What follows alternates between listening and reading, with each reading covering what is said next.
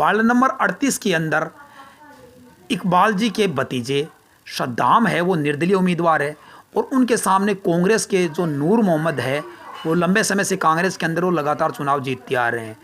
इस कांग्रेस की मजबूत सीट के सामने भी इन्होंने निर्दलीय के रूप में ताल ठोक दी है, और इनका कहना है कि हमने ताल ही नहीं ठोकी है, हमारी स्थिति मजबूत है और हम कांग्रेस को हराकर विजयी होंगे और ये सीट जीतने के प्रति आश्वस्त नजर आ रहे हैं।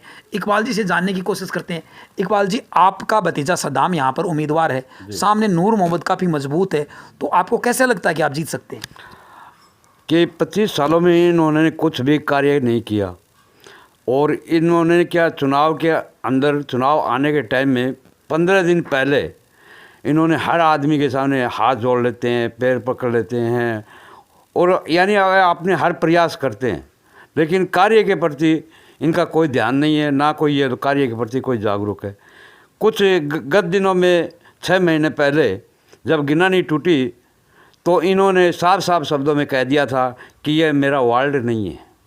अगर मेरी ही बात पे यकीन ना करे, पूरे वार्ड वासी से आप पूछ सकते हो कि इन्होंने कैसे कैसे जवाब दिया।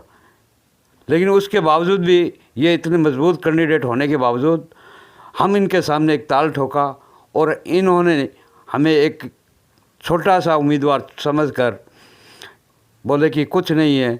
आज उनके सामने उनको खुद को पता चल गया कि हम कैसे हैं, और कार्य के प्रति ऐसा है कि हम काम करेंगे, विकास करेंगे, और कुछ हम नहीं बोल रहे हैं। आप बस्ती के लोगों से पूछ सकते हो कि हमने 1 महीने में क्या कार्य करके दिखाया जो इन्होंने 25 साल में नहीं करके दिखाया। 1 महीने में आपने कैसे किया? 1 महीने में ऐसा किया कि वहाँ जो नई बस्ती है वहाँ पे किसी पोल पे 25 सालों में ना इन्होंने खंभे लगाए। कुछ साल पहले हमने कुछ कोशिश करके कुछ खंभे रुपवाए थे, उसके बाद में कुछ कोशिश करके कुछ पाइपलाइन डलवाई थी, लेकिन वहाँ पे बल्ब नहीं था, रात को आना बहुत बड़ा मुश्किल था। अभी खम्भे पे, हर खम्भे के ऊपर हर मरकरी की हमने लगा दी है। आप उस बस्ती को देखोगे तो आप ऐसा महसूस करोगे कुछ अचानक ये नया शहर कहाँ से आ गया। इनका कहना है कि अगर जब कांग्रेस से जीते हुए पार्षद यहाँ पर विकास नहीं कर रहे हैं, 25 साल से लगातार जीतते आ रहे हैं, और वार्ड के अंदर गिनानी टूट जाती है, विकास का किसी प्रकार विकास यहाँ पर दिखाई नहीं देता है, और विकास अगर वो नहीं करते हैं तो ये भामाशाहों के और खुद के सहयोग से वहाँ पर विकास करने की कोशिश करते हुए नजर आ रहे हैं। वार्ड में क्या क्या कमियाँ हैं जो काम होने चाहिए?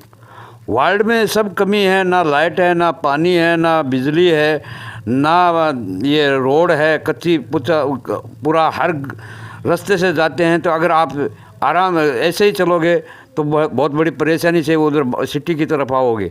अगर अचानक कोई भी बस्ती का लोग अगर बीमार हो गया तो वहाँ टेम्पो जाने के लिए कोई एग्री नहीं होता है। मतलब बड़ी आश्चर्य की बात है कि पिछले 10 सालों से सड़कों का जाल सरदार शहर में बिछाया गया है। यहाँ तक आरोप लगते रहे हैं कि नई सड़क के ऊपर सड़क बना के पेमेंट उठा दिया गया।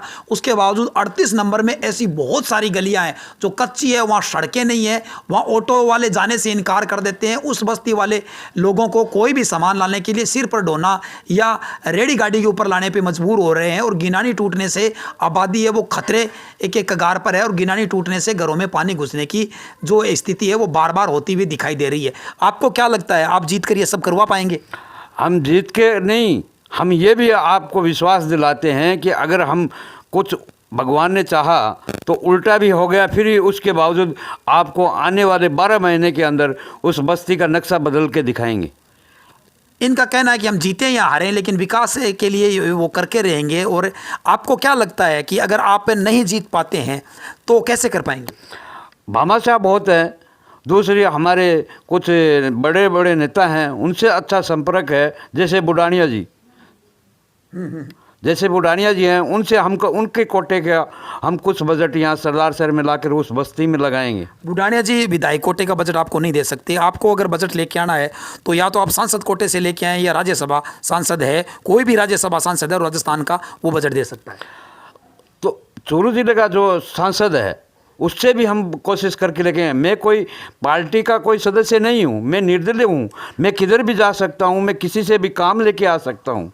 इनका कहना है कि विकास के लिए अगर पैसा लेके आना पड़ा तो मतलब सांसद से पैसा लाने में भी ये हिचक नहीं करेंगे, और नरेंद्र बुढ़ाने अपने कोटे का पैसा नहीं दे पाते हैं तो निश्चित रूप से वह किसी राज्यसभा सांसद को प्रेरित करके यहाँ पर बजट दिला सकते हैं। इनका कहना है कि अगर यहाँ कांग्रेस विकास, आपको नहीं लगता कांग्रेस विकास कर पाएगी? कांग्रेस आज तक 25 सालों में नहीं विकास कराया तो अभी क्या विकास करवाएगी? कांग्रेस से बिल्कुल उम्मीद नहीं है। बिल्कुल उम्मीद नहीं है। यहाँ का ये मेंबर पार्षद ही नहीं, यहाँ का जो ये एमएलए हैं वो भी उनके वो कभी ध्यान नहीं दिया, बस वोटों के टाइम में आ जाते हैं क्योंकि अच्छी खासी वोटिंग उनको मिल जाती है। पूरे सरदार शहर तहसील में वो पीछे चल के आते हैं, लेकिन हमारे एरिया के अंदर जैसे ही आते हैं घुसते हैं तो उनको जीत दिलाकर हम लोग सब भेजते हैं। अगर आपको जनता जनादेश दे देती है और आपको जिता देती है तो सबसे पहले वो कौन से काम है 2-4 जो आप करवाना चाहेंगे?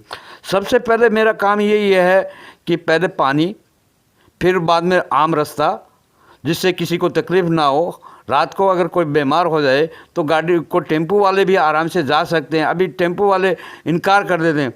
अगर अचानक वो बीमार हो गए तो क्या करेंगे? अगर बीमार हो जाता है तो उसको भी पैदल आकर या रेडी गाड़ी पे आके मैं पक्की सड़क तक आना पड़ता है। काफ़ी हालात ख़राब है यहाँ पे। कच्चे रास्तों का इनका कहना है कि सबसे पहले कच्चे रास्तों का काम होना चाहिए, पीने के पानी की व्यवस्था होनी चाहिए और रोशनी की व्यवस्था होनी चाहिए। तो अगर माने तो वार्ड नंबर 38 है अभी भी विकास से दूर नज़र आ रहा है, और यहाँ पर एक कच्ची आबादी है जिस पे विकास पे ध्यान नहीं दिया गया है। और इनका कहना है कि इनका बिल्कुल विश्वास नहीं कि कांग्रेस यहाँ पे विकास कर पाएगी। इनका यह भी कहना है कि विधायक लंबे समय तक रहने के बावजूद इधर ध्यान नहीं देते हैं, वोट बैंक के रूप में यहाँ पे इस्तेमाल किया जाता है। अगर ये जीतते हैं तो ये सब करवा पाएंगे। आप जनता को क्या कहना चाहेंगे? जनता का मेरे को आशीर्वाद चाहिए।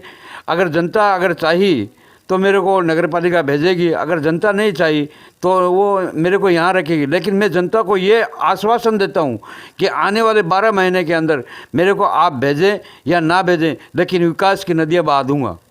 इनका कहना है कि मैं इस वर्ल्ड की है वो विकास के माध्यम से तकदीर और तस्वीर बदल कर ही रहूँगा।